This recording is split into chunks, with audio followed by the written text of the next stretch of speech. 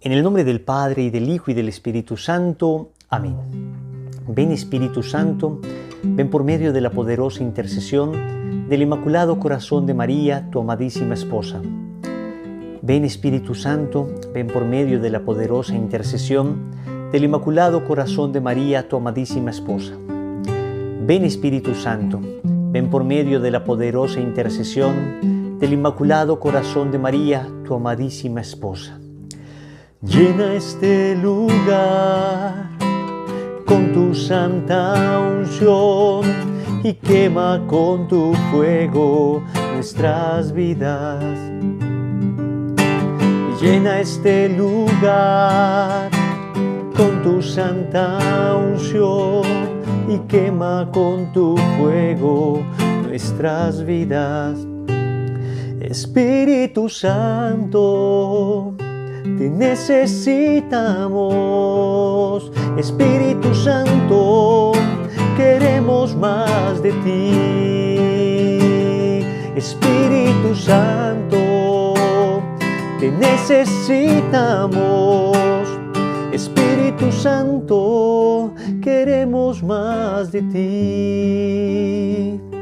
El Espíritu Creador nuestras almas visita y tu gracia infinita infunde el corazón. Tú eres el abogado, donde Dios viva fuente, fuego y amor ardiente y espiritual unción. Fuente de 7 dones, mano de Dios abierta, del Padre rica oferta, hálito inspirador. Infúndenos tu lumbre y con tu viva llama, el corazón inflama, dale fuerza y vigor. Aleja al enemigo, danos paz y victoria, guíanos a la gloria, divino defensor. Obténnos conocerte, Espíritu Divino, vivir en ti Dios Trino y disfrutar de tu amor. Amén. Espíritu Santo, te necesitamos.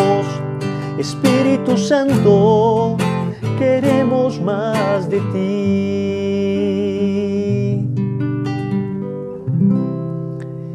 ¿Quién como Dios? Nadie como Dios. Me encontré con Jesús. ¿Ahora qué sigue? Estamos entonces en la segunda parte del programa, un primer bloque que tiene que ver con qué me está sucediendo. Acabo de tener una experiencia de conversión. ¿Qué me está sucediendo? Respondía como a las preguntas más internas. Respondimos algunas de ellas. Entienden que el programa deja apenas un pequeño sabor de lo que estamos, digamos, desarrollando en todo el libro. El libro es, por supuesto, mucho más completo, tiene muchísimas más preguntas. Acá estamos yendo a algunas muy puntuales. Estamos en la segunda parte, es ¿a qué me tendré que enfrentar? Responde ya a las preguntas más o menos externas, de las realidades externas que suceden y las cosas que me pasan en el momento de tener que tomar decisiones. Hoy vamos a terminar esta segunda parte. Y vamos a hacer posteriormente una tercera parte, qué hacer para conservar el fuego. ¿Qué hacer para conservar el fuego? Vamos a tratar de esbozar todo lo que hay que hacer para conservar el fuego. Y bueno, no vamos a alcanzar a desarrollar demasiado, pero por lo menos a dar unas pautas de cada cosa. Las preguntas que vamos a responder hoy son las siguientes. La pregunta 32. Encuentro gente dentro de la propia iglesia que me critica. ¿Qué debo hacer? Oiga, esperaría uno que los que lo critiquen sean de afuera, pero encuentro gente dentro de la propia iglesia que me critica. ¿Qué debo hacer? La pregunta 34. Algunos se burlan de mí porque quiero seguir al Señor. Acá sí nos referimos un poco a las personas que me rodean, se burlan de mí. Entonces, ¿qué debo hacer ante eso? Y la pregunta 36. ¿Por qué me siguen pasando cosas malas si ya estoy siguiendo al Señor? ¿Por qué me siguen pasando cosas malas si ya estoy siguiendo al Señor? Entonces son 3 preguntas que vamos a tratar de responder hoy de manera resumida. Entonces te pido que presten mucha atención, por favor. Vamos a empezar con la primera que dijimos. Encuentro gente dentro de la propia iglesia que me critica. ¿Qué debo hacer? Entonces, lo primero es tranquilo. Esto sucede desde el inicio del cristianismo. No te asustes.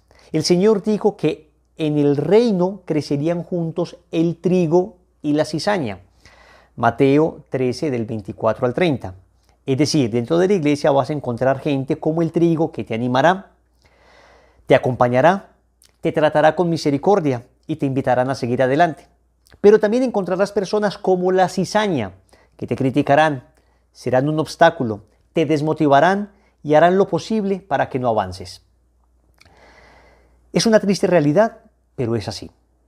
Esto fue lo que ocurrió al ciego Bartimeo de Jericó. Marcos 10, del 46 al 52. Cuando escuchó que Jesús pasaba por allí, quiso acercarse a él. Quería ser sanado, escuchado, amado. Pero mira lo que sucedió. Abro comillas. Muchos le increpaban para que se callara, pero él gritaba mucho más: Hijo de David, ten compasión de mí. Ese es el versículo 48. Sí, muchos de los que estaban allí le regañaban, le pedían que se callara. Lo increíble es que los que hacían esto no eran ni fariseos, ni escribas, ni las personas que odiaban a Jesús. No, eran personas que también seguían a Jesús. Sin embargo, abro comillas, Jesús se detuvo y dijo: llamadle. Llamaron al ciego diciéndole: ánimo, levántate, te llama. Del versículo 49. Así es, otro grupo de los que estaban con Jesús le dieron ánimo, le levantaron, le llevaron donde Jesús y éste les sanó. Es la realidad que tenemos. Yo quiero que entiendas que la iglesia no es un hotel de santos, es un hospital de pecadores. Claro que hay santos maravillosos y hay gente muy buena, pero también hay gente muy herida. Y desafortunadamente muchas personas muy heridas también ocupan cargos dentro de los movimientos, dentro de las comunidades eclesiales, dentro de la jerarquía, en cualquier lugar donde haya, digamos, alguna persona revestida de alguna dignidad para dirigir. También se encuentran personas que desafortunadamente tienen heridas en su corazón y que muchas veces gobiernan con esas heridas, muchas veces dañan con esas heridas. Atentos, de pronto tú y yo somos de esas personas. De pronto tú y yo hemos sido de aquellos que en vez de estar animando y motivando a otras personas, estamos señalando, criticando, estamos desmotivando a la gente. Es la realidad. Lo que tú tienes que tener claro es que cuando tú decides seguir al Señor, decides seguir es al Señor. No a Wilson, no a Lazos, no a este padrecito, no a este líder de movimiento, al Señor. Porque es que Él sí no te va a fallar. Él sí no te va a fallar. Nosotros, el resto, somos frágiles. Hay una oración del consagrado que hacemos mucho, donde le decimos a la Virgen: veo todos los días caer por tierra los cedros del Líbano. ¿Quiénes son esos cedros del Líbano? Los cedros del Líbano son árboles muy robustos, muy grandes, muy altos.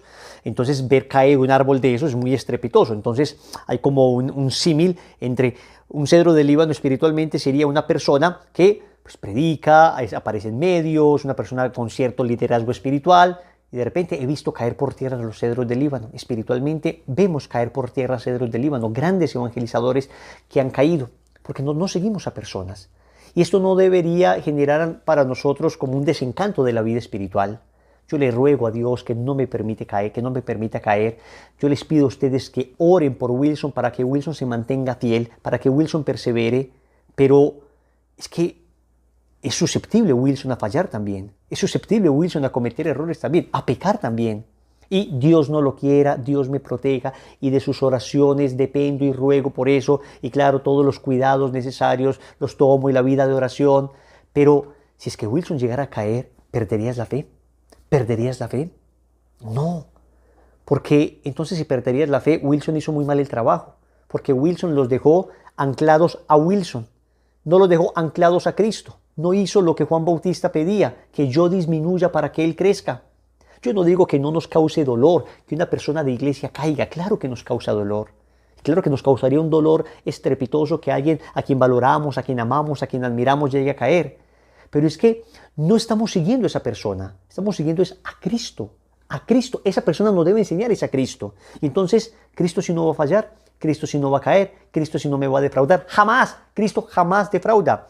Entonces, cuando te encuentres con esta realidad dentro de la iglesia, lo primero que tienes que tener muy claro es que tú sigues a Cristo, no sigues a nadie. O sea que, tranquilo, hay una primera actitud entonces que se debe asumir y es la actitud que entenderás con esta historia. Hay una historia que ilustra bastante bien esta realidad. Cuentan que dos ranitas cayeron en un pozo profundo en medio del bosque y comenzaron a saltar intentando salir. Las otras ranas se dieron cuenta que el pozo era demasiado profundo para que salieran solas de allí. Entonces les empezaron a gritar que no había nada que hacer, que era inevitable el morir. Una de las ranas del pozo dejó de intentarlo y rápidamente murió. La otra, sin embargo, siguió luchando por salir a pesar de que desde afuera insistían que era imposible. Finalmente, esta ranita dio un salto tremendo y salió. Cuando las otras se acercaron a preguntarle cómo lo había logrado, quedaron sorprendidas con lo que encontraron. Esta rana que salió era sorda. En efecto, no escuchaba ninguna de las frases desalentadoras que le decían, por eso lo intentó hasta que lo logró. Esto es lo que debes hacer tú ante las críticas sin fundamento que gente dentro de la iglesia te hace. Hazte el sordo. No te detengas mucho en eso, no prestes mucha atención. Cuando estas personas noten que estás bien decidido a hacer lo que estás haciendo, terminarán claudicando en sus críticas y empezarán a desaparecer de tu entorno. Atento, me refiero a críticas sin fundamento, a chismes, a personas que tienen saña en su corazón, que tienen el corazón dañado, que quieren hacer daño con sus críticas, quieren hacer daño con sus intervenciones, llenos de envidia, de celos, te quieren dañar. Ante eso, hazte el sordo, no te desgastes mucho en eso. Son personas a las que nada les servirá. Podrás argumentar, podrás explicar, podrás demostrar que todas sus críticas no tienen fundamento. Nada les sirve, nada, porque ellos no quieren encontrar la verdad, ellos quieren dañarte, ellos quieren dañar tu apostolado, ellos quieren dañar tu misión. Y eso es una realidad y la vas a encontrar. Y la hemos encontrado, mis hermanos. La hemos encontrado a nivel personal en la evangelización, la hemos encontrado como movimiento. La han encontrado otros movimientos. Hay gente que critica por el solo gusto de criticar. Hay gente que te escribe a redes sociales insultándote. Entonces, gente de iglesia, insultándote. Entonces, no te preocupes por eso. No pierdas la paz, no pierdas la paz. No te estoy diciendo que no haya críticas constructivas que debemos asumir con humildad. Cuando estas vengan, serán bienvenidas y en espíritu de reflexión se analizará en cada caso el fundamento de la crítica para proceder a hacer las reformas de vida necesarias. Pero es que hay críticas cuyo único objetivo serán desanimarte. A este tipo de críticas no hay que prestar mucho oído. Discierne entonces. Cuidado, tampoco se puede asumir un espíritu de victimización permanente. O sea, como toda crítica que me hagan es porque el Satanás está utilizando a estas personas para dañar mi apostolado. No. Mantén un espíritu en general de humildad. Un espíritu de, voy a escuchar, aún en unas críticas que parezcan del todo descabelladas, escuchemos a ver qué puede haber en eso. Con humildad, revisas en tu corazón, preguntas a personas cercanas, de buen juicio, de buen criterio, a tu director espiritual, al sacerdote de tu movimiento, a personas de experiencia. Oiga, están haciendo esa crítica, ¿les parece que es justa, que es equilibrada? Y una vez lo disciernas, entonces las críticas que son, repito, con intención de dañar, pues no te dejes dañar el corazón. No dejes que te autocensuren. Es decir, hay críticas que lo único que pretenden es que te autocensures, O sea, que finalmente tú te quedes callado, te amilanes, pierdas ardor apostólico y más bien te hagas a un lado. No. Hay otras críticas que son constructivas, que te dicen, oye, mira, esto es mejor hacerlo así, te recomendamos esto. Esas críticas constructivas normalmente se identifican porque están llenas de caridad. Están acompañadas de un ambiente sólido de caridad. Sus expresiones, las expresiones con las que expresan esas críticas son expresiones dulces, expresiones afables, expresiones de un hermano que te quiere ayudar. Las otras, en cambio, están llenas de veneno, tienen olor a Satanás, olor a azufre. Las otras tienen olor a Cristo.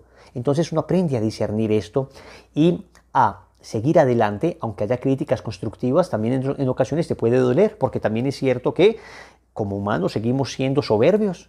Y somos muy susceptibles a las críticas. Entonces, aún una crítica constructiva te puede doler. El criterio no es que si te duele, no es de Dios. Hombre, no, porque hay una crítica muy bien basada, muy bien fundamentada que te puede doler.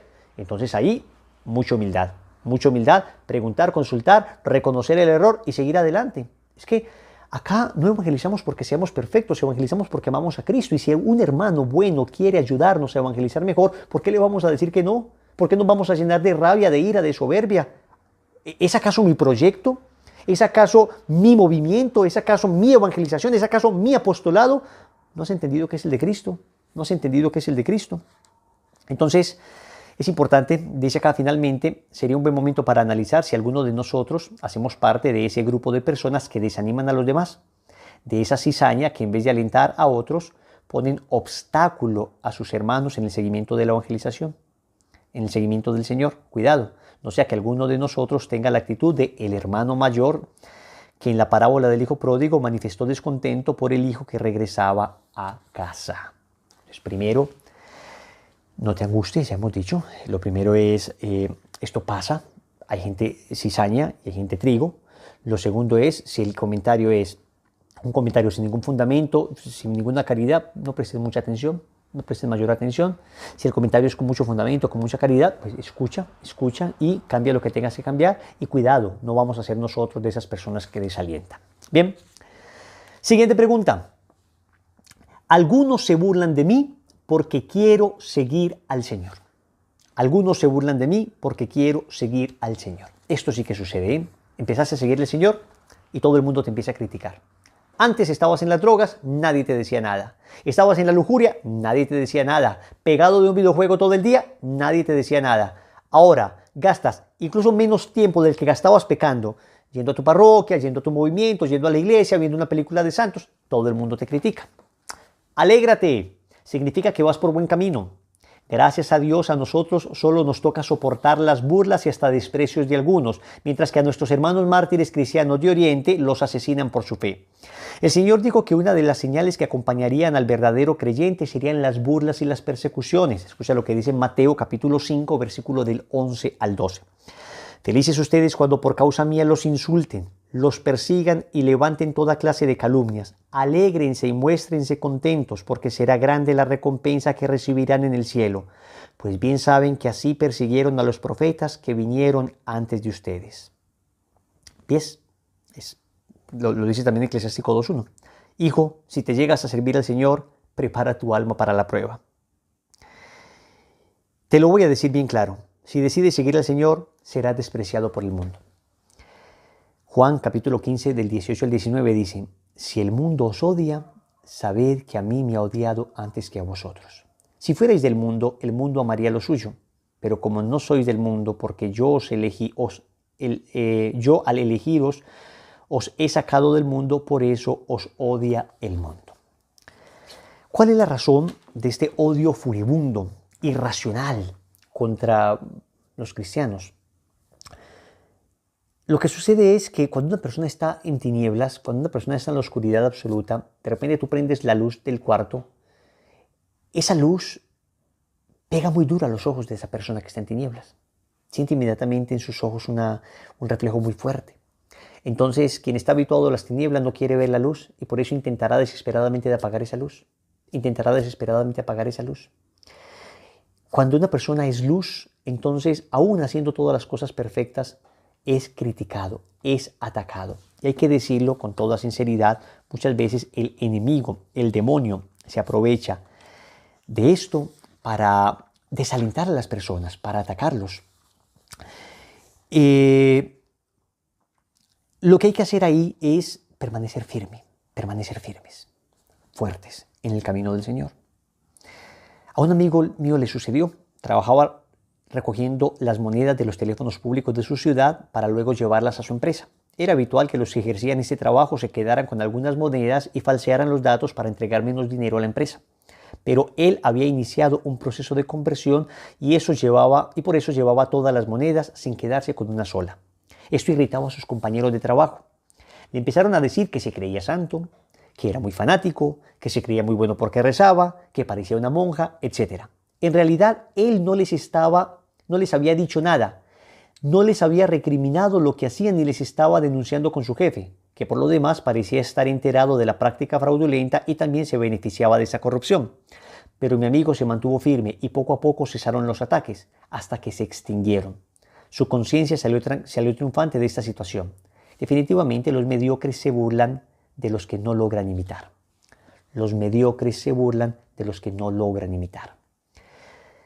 No necesitas estar diciéndole al otro, es que eso es pecado, es que eso es malo. No, basta muchas veces el solo hecho de que tú no hagas eso, de que no te rías de ciertos chistes, de que no vulgarices a las mujeres, y ya te van a criticar por eso. Te crees santo, te crees muy inmaculado, vos crees que no pecas, sin necesidad de estar recriminando a las personas. Es el efecto, repito, de la luz. Basta que seas luz para que les fastidie sus ojos. A mí también me sucedió al inicio de mi conversión. Mis amigos se burlaban de mí, hacían chistes sobre mi fe, me relegaban al ostracismo, es decir, me apartaban y me dejaban, no me volvían a invitar a nada, a ninguna reunión, me hacían a un lado. Me decían que me había enloquecido, que rezar y leer tanto me había dañado el cerebro y en fin, un sinnúmero de ironías y acusaciones. Recuerdo que en medio de esa situación alguien me dijo que el mundo es como un perro cobarde. Si le muestras miedo, te persigue y te acorrala. Pero si te mantienes firme y le enfrentas con valentía, retrocede y pierde el ímpetu. Eso hice. No me dejé amedrentar. Al contrario, mientras más me atacaban, más feliz me mostraba de creer. Mientras más se burlaban de mí, más me veían yendo a la iglesia. Mientras más me criticaban, más abiertamente expresaba mi fe. ¿Qué sucedió? Lo del perro cobarde. Rápidamente sus burlas y críticas fueron disminuyendo. Al ver que no me afectaban, sino que me afirmaban más en mi fe, pronto los chistes y las burlas desaparecieron. Recuerdo que uno de mis amigos, que tanto se burló de mí, se me acercó en una ocasión apenado y me dijo, Wilson, tengo una situación complicada. ¿Podrías orar por mí? Le respondí, no. Él me miró extrañado y yo con una sonrisa proseguí. No voy a orar por ti, sino que vamos a orar juntos por esta situación. Y así sucedió. Varios amigos se me acercaron y oramos juntos, muchos de los cuales ahora también se encuentran en el camino del Señor. Ok, ya lo hemos dicho. Te van a atacar por el hecho de que seas luz. Pero atento, atento. Recuerda, acá hay que mantener un equilibrio para nunca sentirnos entonces siempre las víctimas, no victimizarnos siempre. Es importante ser coherentes y prudentes en las formas que adoptamos al momento de expresar nuestra fe, de orar, de hablar, de actuar. En no pocas ocasiones las burlas que nos hacen tienen como fundamento incoherencias e imprudencias que cometemos, formas externas que resultan chocantes, expresiones que desconciertan. Recuerdo una jovencita de unos 16 años que me decía que cuando hablaba con la Virgen ponía voz de niña de 3 años. La verdad reconozco con vergüenza que no pude contener la risa cuando me mostró cómo lo hacía. Ella me decía, mira, yo le hablo a la Virgen así. Y empezó a hablar así. Entonces yo no fui capaz, solté la risa. Cada cual irá encontrando formas concretas de comunicarse con Dios y de vivir su fe. Pero por favor, si son tan extrañas como las de esta jovencita, procuren hacerlo en privado, sin que nadie les vea. Ya es suficiente con las burlas y ataques gratuitos que recibimos del mundo como para darles material del que sí se puedan prender para burlarse. Más bien te recomiendo vivir la fe de manera natural, sin sobreactuaciones. Que en tu manera de orar manifiestes piedad sin exageraciones. Que al momento de hablar manifiestes coherencia sin fanatismos. Es decir, también puede ser que hagamos cosas muy extrañas, ¿no? Entonces hay cosas que chocan mucho. Me refiero a gestos externos, me refiero a maneras como aparece uno, maneras de hablar demasiado acusadores, demasiado grandilocuentes. Entonces, pareciera que fuéramos seres extraños. Obviamente, aún comportándote de la manera más natural y equilibrada, para el mundo parecerás un ser extraño. Porque el mundo dice bienaventurados los ricos, Jesús dice bienaventurados los pobres. El mundo dice bienaventurados los que ríen, Jesús dice bienaventurados los que lloran. Claro que el espíritu es opuesto. Pero que la razón por la que nos critiquen sea por una verdadera vivencia, de coherencia de nuestra fe, y no porque cometamos imprudencias por cosas como esta que hacía esta chica.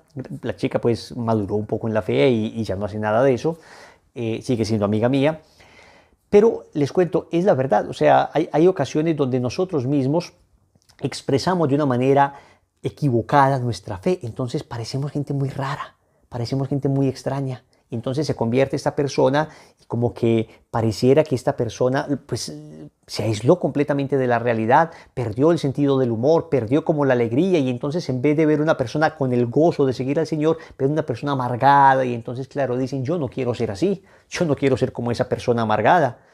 No, tenemos que expresar la alegría sin pecar. Es que alegría no es igual a pecado. Expresa la alegría. Puedes tener amigos. Mira, yo tengo amigos en la universidad, tuve amigos en la universidad, en el trabajo. No todos son creyentes necesariamente, ¿eh? No todos son creyentes necesariamente. Ya dijimos en algún momento que hay personas que verdaderamente hacen daño.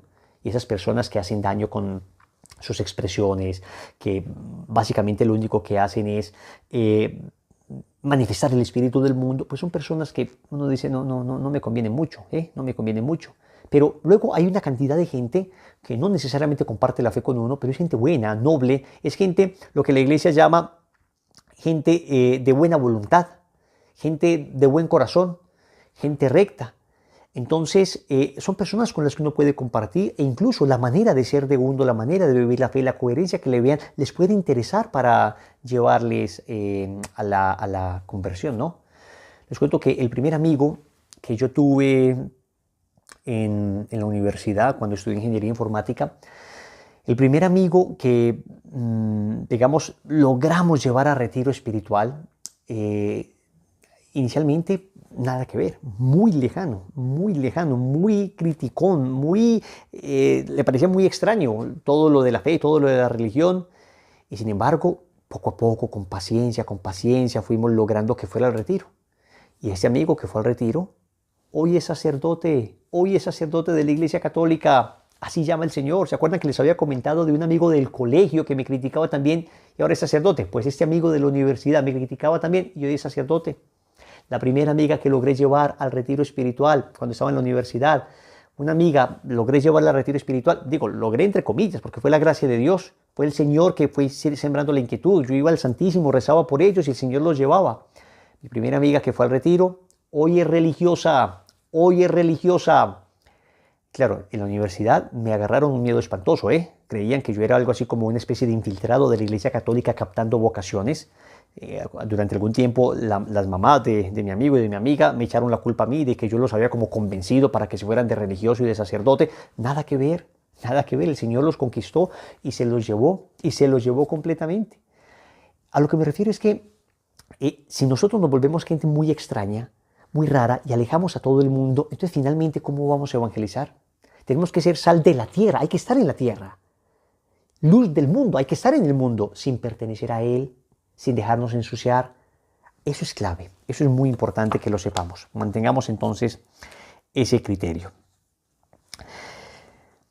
Hay dos actitudes que el Señor nos pide ante las burlas y los ataques que recibimos. Uno, oración por las personas que nos atacan y otro, perseverancia. En Mateo 5:44 dice el Señor, pues yo os digo, amad a vuestros enemigos y rogad por los que os persiguen. Hay que orar por esas personas que nos atacan. Y luego el Señor en Mateo 10:22 dice, y seréis odiados de todos por mi causa, pero el que persevere hasta el final, ese se salvará. Entonces es importante también, indispensable también, perseverar, no dejarse amedrentar. ¿Quién como Dios? Nadie como Dios. Y bien, vamos a ver la última pregunta de este segundo bloque. Está en la página 176, la pregunta 36. Bien, ¿por qué me siguen pasando cosas malas si ya estoy siguiendo al Señor? Eso parte de un error muy común. Personas que creen que seguir al Señor significa que todo va a salir bien. Significa que a partir de ese momento la cuenta de servicio dejó de llegar a la casa. Significa que cualquier enfermedad se curó inmediatamente. Significa que, como por obra de magia, todo va a funcionar y ya no me pueden echar del trabajo, ya no me pueden expulsar del trabajo, ya todo tiene que funcionar afuera perfectamente. Cuidado, lo que cambia es el corazón, lo que cambia es lo de adentro. Y esto obviamente va cambiando lo de afuera, pero en un proceso. Cuando uno inicia un proceso de conversión, se corre el riesgo de caer en la tentación de creer que todo será color de rosa. La verdad es que esto no es así. Es cierto que muchas cosas malas que sucedían debido a nuestro pecado desaparecerán si salimos de él. Claro, hay muchas cosas que eran producto de nuestro pecado, muchos problemas que tenían como origen nuestra actitud, nuestro pecado. Y al cambiar nuestro pecado, sí que es cierto que muchas cosas mejoran alrededor. Pensemos cuántas enfermedades físicas que son producto de los vicios simplemente no existirían. Cuántos sufrimientos se evitarían si los esposos fueran siempre fieles. Cuántas quiebras económicas no sucederían si fuésemos más austeros y menos avaros. ¿Cuántas peleas y riñas nos ahorraríamos si fuésemos menos soberbios? ¿Cuánta paz habría en nuestra alma si estuviésemos siempre en gracia de Dios? Si muchas cosas desaparecerán. Pero hay otras situaciones que nos generan dolor y que no podemos controlar. Es inevitable que haya sufrimiento en esta vida. Es inevitable que haya sufrimiento en esta vida. Y si tú, mi querido hermano, estás empezando un camino del Señor para que todo te vaya bien, ese no es el camino, estás equivocado. Es más, nunca encontrarás algo así. Nunca encontrarás algo que hagas que todo funcione perfectamente. No, no, no, no. Lo que cambia es el corazón. Lo que cambia adentro, no afuera. Afuera la realidad sigue siendo la realidad. Claro que Dios interviene en la realidad. Por supuesto que oramos para que Dios intervenga en la realidad. Pero en principio lo que cambió fue tu corazón. Si seguimos al Señor, significará que todas las cosas malas de la vida, si seguir al Señor significara que todas las cosas malas de la vida dejaran de suceder, entonces, ¿por qué Jesús, la Virgen y los santos sufrieron y padecieron tanto? Nos ha hecho mucho daño la teología de la prosperidad, que expone que el que sigue al Señor tendrá un paraíso ya en esta tierra, que todo irá bien, que las enfermedades no nos podrán tocar, que el dinero nunca faltará, etc. Gracias a este equivocado concepto, cuando le sucede algo malo a una persona que sigue al Señor, pueden aparecer pensamientos como: ¿por qué a mí si soy tan bueno? ¿Por qué el Señor no evitó que me sucediera esto? ¿Por qué Dios no me concedió esto que tanto necesitaba? En primer lugar, hay que decir que suceden cosas malas en la vida porque es la condición en que nos dejó el pecado original y los pecados actuales. El plan original de Dios no incluía el mal en el mundo. Fue nuestra desobediencia la que trajo el pecado.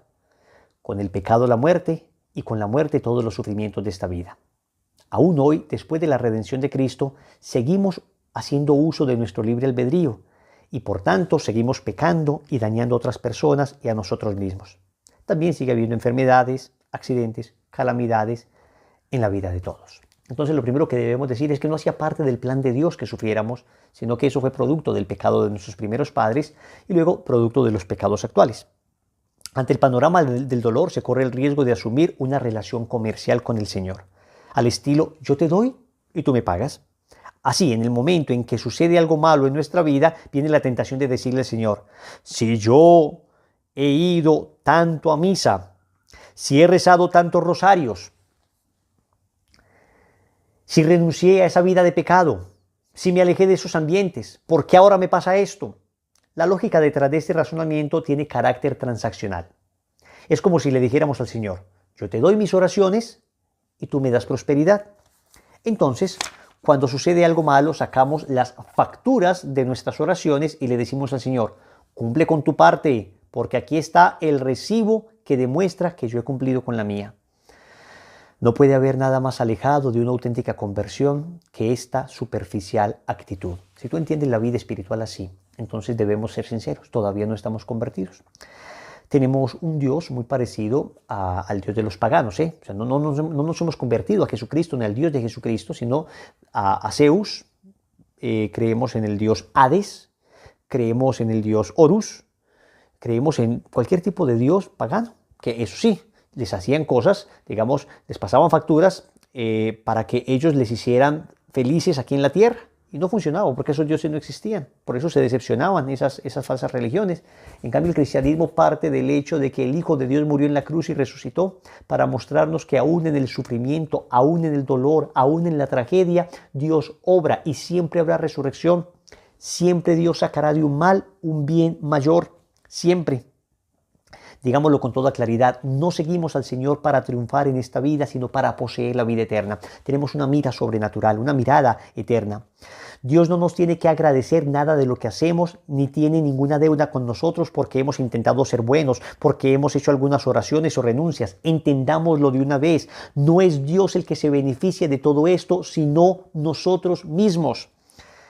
Somos nosotros los que necesitamos a Dios, los que necesitamos orar, los que adquirimos libertad interior cuando renunciamos al pecado, los que heredamos el cielo si cumplimos su voluntad. Dios sin mí sigue siendo Dios, pero yo sin Dios soy nada. Dios sin mí sigue siendo Dios, pero yo sin Dios soy nada. No hacemos esto para que el Señor nos dé algo en esta tierra. Lo hacemos porque Él ya nos dio todo al crearnos, al redimirnos, al darnos el cielo. Siempre estaremos en deuda con el Señor, que nos dio a su Hijo único para que todo el que crea en Él no perezca, sino que tenga vida eterna. Juan capítulo 3, versículo 16. ¿Qué te estoy diciendo con esto? Que no te engañes, no te engañes, ni te dejes engañar. Nos pasa a todos, seguimos teniendo dificultades económicas, de salud, enfermedades, te puedes morir, se puede morir una persona muy buena, una persona que esté siguiendo al Señor, le puede dar cáncer, le puede dar COVID-19, pero Dios no lo protege. Claro que lo protege, está protegiendo su salvación. No sabemos si Dios permite estas cosas precisamente para proteger la salvación de esa persona, como lo hemos dicho en tantas ocasiones. ¿Y qué tal si esta desgracia te mantiene unido a Dios y te hace convertir y te hace mantenerte para siempre con Él y te hace salvarte eternamente? ¿Y qué tal si al permitir esto Dios lo que hace es precisamente evitar que te alejes de Él? No ocasiona a Dios el mal, pero lo permite, y de un mal Dios siempre es capaz de sacar un bien mayor, un bien mayor. Esto es importante. Todo sucede para el bien de los que aman a Dios, Romanos 8:28. Cuando amas a Dios, todo sucede para el bien, todo. ¿Sabes qué es lo que sucede para mal? Lo que te aleje de Dios. Pero cualquier cosa en la vida que pase y te acerca a Dios es para tu bien. No estoy diciendo que cualquier cosa que sucede en la vida es buena. No. Hay cosas que son objetivamente malas. Una enfermedad es objetivamente mala. Una traición es objetivamente mala. Una quiebra económica es objetivamente mala. O sea, son circunstancias que objetivamente son malas y nadie las quisiera y nadie las pide. Pero Dios es capaz de sacar de esas cosas malas bienes mayores. El bien de una conversión, el bien de la humildad, el bien del crecimiento en virtud, el bien de recuperar una familia. ¿Cuántas personas, si no se quebraran económicamente, no recuperarían su hogar? No recuperarían su hogar. Solo Dios sabe por qué permite las cosas. Solo Dios sabe por qué permite las cosas, pero acá te quiero decir algunas cosas puntuales por las que Dios permite que nos sucedan muchos males. Primero, porque nos ayuda a reparar nuestros pecados. Segundo, porque nos ayudan a acercarnos a Dios. Tercero, porque nos desprenden de las cosas de la tierra y nos hacen mirar el cielo. Cuarto, porque nos enseña la humildad. Quinto, nos enseña la misericordia que Dios tiene con nosotros. Sexto, nos enseña a ejercer misericordia con los demás. Séptimo, fortalece nuestra voluntad. Octavo, purifica y prueba el verdadero amor. Noveno, nos asemejan a Jesús y a María las pruebas. En fin, así podríamos multiplicar una cantidad de bienes que se pueden sacar del dolor, del sufrimiento, de los acontecimientos de la vida. Pero déjame decirte, Dios nunca te abandona. Dios siempre está ahí. Y no hay mal que te pueda vencer. No hay mal que te pueda vencer si estás con Cristo. Vas a decirlo, todo lo puedo en aquel que me fortalece. Vas a decirlo, todo lo puedo en Cristo. No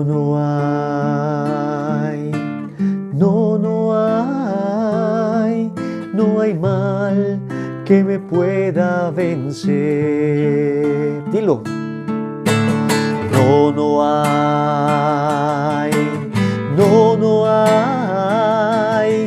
No hay mal que me pueda vencer, pues todo lo puedo en aquel que me fortalece, todo lo puedo en Jesucristo, pues todo lo puedo en aquel que me fortalece, todo lo puedo en Jesucristo. Escúchame, si estás con Cristo, si estás unido a Él, si estás unido a su cruz, si estás unido a su gracia, a través del sacramento de la comunión, a través del sacramento de la reconciliación, a través de la oración del Santo Rosario, a través de la mortificación, de la unión con su cruz, no hay nada que te pueda vencer.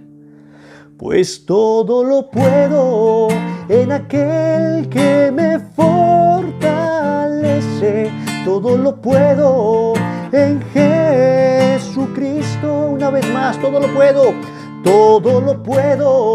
en aquel que me fortalece, todo lo puedo en Jesucristo. todo lo puedo en Cristo que me fortalece. Que la gracia de Dios sea contigo. Bendiciones.